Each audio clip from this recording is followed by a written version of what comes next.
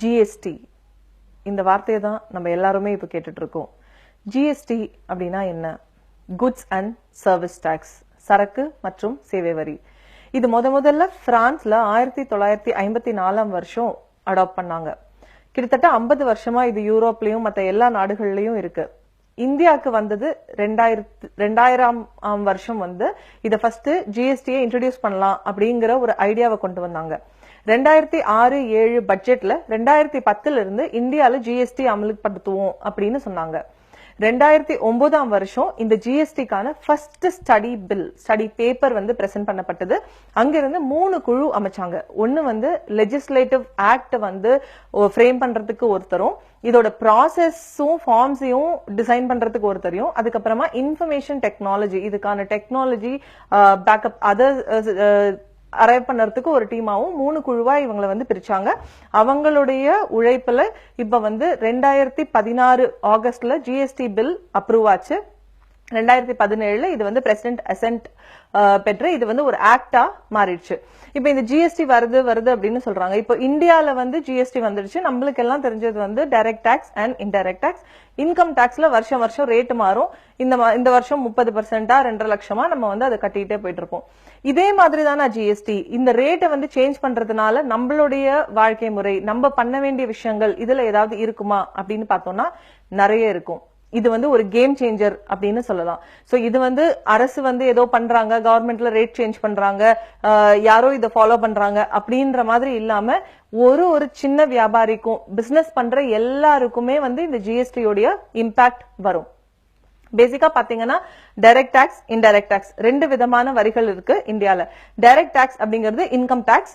அவங்க சம்பாதிக்கிறதுக்கு அவங்களுடைய ஸ்லாப் ரேட்டுக்கு தகுந்த மாதிரி, அதாவது 2.5 லட்சம் 5 லட்சம்னு தகுந்த மாதிரி அவங்க எவ்வளவு சம்பாதிக்கிறாங்களோ அந்த டாக்ஸ் ரேட்ஸ்ல நம்ம டாக்ஸ் பே பண்ணுவோம். இது டைரக்ட் டாக்ஸ். இன்டைரக்ட் டாக்ஸ் அப்படின்னு பாத்தீங்கன்னா இப்போ இந்தியால என்னெல்லாம் இருக்குன்னா, சேல்ஸ் டாக்ஸ் இருக்கு, சர்வீஸ் டாக்ஸ் இருக்கு, சென்ட்ரல் எக்ஸைஸ் இருக்கு, கஸ்டம்ஸ் இருக்கு. அப்கோர்ஸ் கஸ்டம்ஸ் ஜிஎஸ்டில இப்ப வரப்போறது இல்ல. அதோட பேசிக் டியூட்டி இதுல வராது. ஸ்பெஷல் அடிஷனல் டியூட்டி எல்லாமே இப்போ ஜிஎஸ்டில வந்துரும். அதை தவிர என்டர்டைன்மெண்ட் டாக்ஸ் இருக்கு, பர்ச்சேஸ் டாக்ஸ் இருக்கு, லக்ஸுரி டாக்ஸ் இருக்கு, என்ட்ரி டாக்ஸ் இருக்கு. இந்த எல்லா டாக்ஸஸையுமே சேர்த்து ஒரே ஒரு ஜிஎஸ்டியா கொண்டு வரதோட முயற்சி தான் இந்த ஜிஎஸ்டி இம்ப்ளிமெண்டேஷன். பட் இந்த ஜிஎஸ்டி ஒரே ஒரு சிங்கிள் ரேட்டா ஃபுல் கண்ட்ரிலயும் வருமா அப்படின்னாக்கா இல்ல. நம்ம கனடால ஃபாலோ பண்ற மாடல் ஃபாலோ பண்றோம். கிட்டத்தட்ட 120 கண்ட்ரீஸ்ல ஜிஎஸ்டி ஃபாலோ பண்றாங்க. அண்ட் மாடல்ஸ்னு பாத்தீங்கன்னா கிட்டத்தட்ட ஒரு 40 மாடல் இருக்கு ஜிஎஸ்டி. இந்தியால ஃபாலோ பண்ற model dual model. Dual model அப்படின்னா என்னன்னா, சென்ட்ரல் கவர்மெண்ட்டுக்கும் வரி விதிக்கிறதுக்கும் கலெக்ட் பண்றதுக்கும் ரைட் இருக்கும், ஸ்டேட் கவர்மெண்ட்டுக்கும் ரைட் இருக்கும். இப்ப இந்த ஜிஎஸ்டில வராத 2 பொருட்கள் என்னன்னா, ஆல்கஹாலிக் ப்ராடக்ட்ஸும் பெட்ரோலியமும் இப்ப ஜிஎஸ்டில கொண்டு வரல. மத்த எல்லா பொருட்களுமே எல்லா சேவைகளுமே ஜிஎஸ்டில வந்துருச்சு. சோ இது ஒன் லைன் டாக்ஸா இருக்கும் அப்படிங்கறது சொல்றோம். அண்ட் இதுல மேஜர் சேஞ்ச் என்னன்னா, இது வரைக்கும் நீங்க ப்ரொடியூஸ் பண்ற கண்ட்ரில, ப்ரொடியூஸ் பண்ற ஸ்டேட்ல இருந்து நம்ம டாக்ஸ் பே பண்ணிட்டு இருந்தோம். இப்போ அந்த ஷிஃப்ட் டெஸ்டினேஷன் பேஸ்ட் டாக்ஸா ஜிஎஸ்டி மாற போகுது. அப்படின்னா இப்ப ஒரு பொருளையோ ஒரு சேவையோ யாரு ஃபைனலி அதை கன்சியூம் பண்றாங்களோ அந்த அல்டிமேட் கன்சியூமர் தான் டாக்ஸ் பே பண்ணிடுறாங்க. இவ்வளவு நாளுமே அப்படிதான் இருந்தது. இப்ப என்ன ஆயிருக்குன்னா இந்த ஜிஎஸ்டில அதோடைய பெனிஃபிட்ஸ் அந்த பர்டிகுலர் கன்சியூமிங் ஸ்டேட்டுக்கு போக போகுது. இது ஒரு டெஸ்டினேஷன் பேஸ்ட் டாக்ஸா அமையும். சோ இப்போ ஒரு பொருளை மேனுஃபேக்சர் பண்றாங்க. அதுக்கப்புறமா நிறைய ஸ்டேஜஸ்ல நிறைய ரேட்ஸ் ஆஃப் டாக்ஸ் இருக்கு. இப்போ ஒரு பொருளை மேனுஃபேக்சர் பண்ணும்போது அவங்க நிறைய சர்வீசஸ் கூட யூஸ் பண்ணலாம். பட் அந்த சர்வீஸ் டாக்ஸ் அவங்க பே பண்ணது இது வரைக்கும் அவங்களால இன்புட் எடுக்க முடியாம இருந்தது. சோ நிறைய டாக்ஸ் ஆன் டாக்ஸ் அப்படிங்கிற விஷயங்கள் இருந்தது. நம்ம வாங்கல ஒரு பொருளையும் நம்மளுடைய சேவைகளிலுமே. இனிமே அது எல்லாமே இருக்காது. It is just going to be only one goods and service tax. So இப்போ இங்க குட்ஸ் நோ, சர்வீசஸ் நோ டேர்ம் யூஸ் பண்ணாம சப்ளை அப்படிங்கிற டேர்ம் யூஸ் பண்றாங்க. சோ நீங்க எந்த ஒரு பொருளை வாங்கினாலுமே, எந்த ஒரு சேவையை பெற்றாலுமே அது எல்லாமே ஜிஎஸ்டில கவர் ஆயிடும். அண்ட் அதுக்கான இன்புட்டை ஒருத்தர் எடுத்துக்க முடியும். இப்ப பேசிக்கலி இன்புட் அப்படின்னா என்ன? இது ஜிஎஸ்டி வந்தா விலை குறையும்னு சொல்றாங்களே, இதெல்லாம் நிஜமா அப்படின்னா ஒரு லாங் ரன்ல நிஜம்னு தான் சொல்லணும். ஏன்னா ஒருத்தர் ஒரு பொருளை மேனுஃபேக்சர் பண்றாரு அப்படின்னா அதுல ஒரு 10% அவர் வரி கட்டியிருப்பாரு. அப்ப என்ன ஆகுது? அந்த 100 ரூபாய் ஒரு பொருளை மேனுஃபேக்சர் பண்ணும்போது 10 ரூபாய் வரியும் அதுல சேர்ந்து 110 ரூபாயா ஆகும். அடுத்தவர் டாக்ஸ் கால்குலேட் பண்ணும்போது 110 ரூபாய்க்கு மேல அவருடைய லாபம், அதுக்கு மேல டாக்ஸ், இந்த மாதிரி கேஸ்கேட் ஆயிட்டே வந்துட்டு இருக்கும். சோ சில இடங்கள்ல வந்து இன்புட் எடுக்க முடியும், அதாவது நம்ம பே பண்ற டாக்ஸ கழிச்சிட்டு மிச்சம் இருக்க டாக்ஸ பே பண்ண முடியும். சில இடங்கள்ல இன்புட் எடுக்க முடியாம இருந்தது. சோ இந்த டாக்ஸ் அப்படிங்கிறது ஒரு காஸ்டா இருந்தது. சோ மெட்டீரியல் இருக்கும், லேபர் இருக்கும், அவங்களுடைய ஓவர் ஹெட்ஸ், மத்த காஸ்ட் எல்லாம் ஒரு பொருள்லயும் ஒரு சேவையிலயும் இருக்கிற மாதிரியே இந்த டாக்ஸும் ஒரு காஸ்டா இருந்தது. இனிமே டாக்ஸ் வந்து ஒரு காஸ்டா இருக்கிறத ரிமூவ் பண்ணியாச்சு. இனிமே ஒன் லைன் டாக்ஸேஷன், யாரு என்ன வரி எந்த நிலையில கட்டினாலுமே அவங்க அதை கழிச்சிட்டு பேலன்ஸ் ஆன டாக்ஸ் மட்டும் தான் கட்ட போறாங்க. சோ இப்போ வந்து ஒரு 18% ரேட் இருக்கிற ஒரு பொருளையோ ஒரு சேவையோ நீங்க வந்து யூஸ் பண்றீங்க அப்படின்னாக்கா அல்டிமேட் டாக்ஸேஷன் அந்த டோட்டல் காஸ்ட்ல வந்து 18% மட்டும் தான் வரியா இருக்கும்.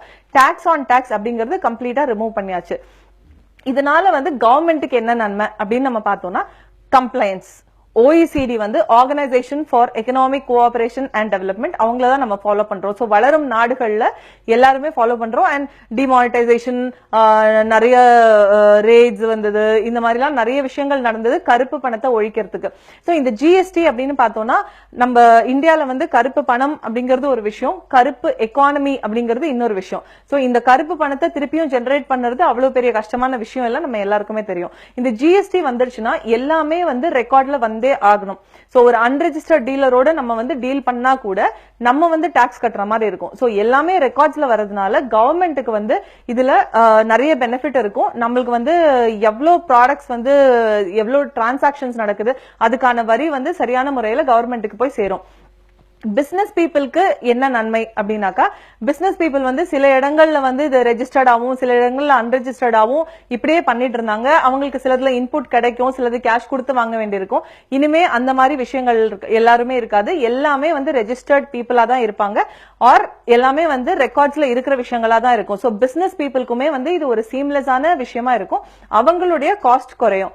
மக்களுக்கு என்ன நன்மை அப்படின்னு பார்த்தோம்னா, இந்த காஸ்ட் கேஸ்கேடிங் எஃபெக்ட் எல்லாம் வந்து குறையறதுனால முக்கியமா இது வந்து இந்தியா ஃபுல்லா ஒன் சிங்கிள் மார்க்கெட் ஆயிடும். சோ இப்ப இவ்வளவு நாள் வந்து இங்க பிசினஸ் பண்றவங்க மேபி அங்க ஒரு பிரான்ச் ஓபன் பண்ணி வச்சிருப்பாங்க, ஏன்னா வந்து டாக்ஸ் அட்வான்டேஜ்க்காக.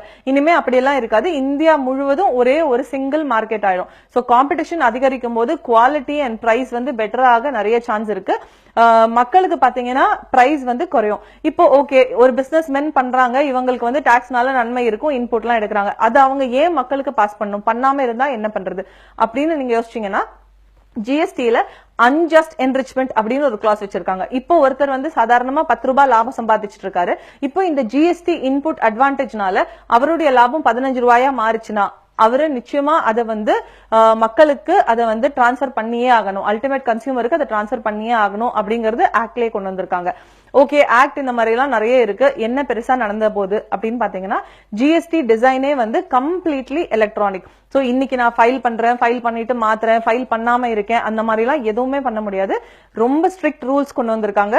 அண்ட் இதுக்கான ரேட்டிங் எல்லாம் கூட கொடுக்க போறாங்க. சோ வந்து பிசினஸ் மேனுக்கு வேற வழியே கிடையாது. பிசினஸ் பண்றவங்க எலக்ட்ரானிக்லி அவங்களுடைய ரிட்டர்ன்ஸை ஃபைல் பண்ணியே ஆகணும். சோ அவங்களுடைய பிசினஸ் ஃபுல்லுமே ரெக்கார்ட்ல வந்துருது. அதனால அவங்களுக்கு கிடைக்கிற நன்மைகள் ஆட்டோமேட்டிக்கா மக்களுக்கு வந்து போய் சேர்ந்துதான் ஆகணும். இது கம்ப்ளீட்லி எலக்ட்ரானிக். அதை தவிர வந்து ஆடிட் மெக்கானிசம்ஸ், கண்ட்ரோல் செக்ஸ், இது எல்லாமே வந்து பெர்ஃபெக்ட்டா டிசைன் பண்ணிருக்காங்க ஜிஎஸ்டில. அப்கோர்ஸ் இதை வந்து இம்ப்ளிமெண்ட் ஆன உடனே வந்து இது மொத்தமே சரியா பண்ணிட முடியுமா அப்படின்னா கொஞ்சம் கஷ்டம் தான். ரேட்ஸ்லயே கூட இப்ப நிறைய இஷ்யூஸ் இருக்கு, ஒருத்தரா ஸ்ட்ரைக் பண்ண ஸ்டார்ட் பண்ணிருக்காங்க. அது எல்லாமே வந்து கன்சிடர் பண்ணி கொஞ்ச நாளைக்கு இந்த வந்து செட்டிலிங் டைம் இருக்கதான் இருக்கும்.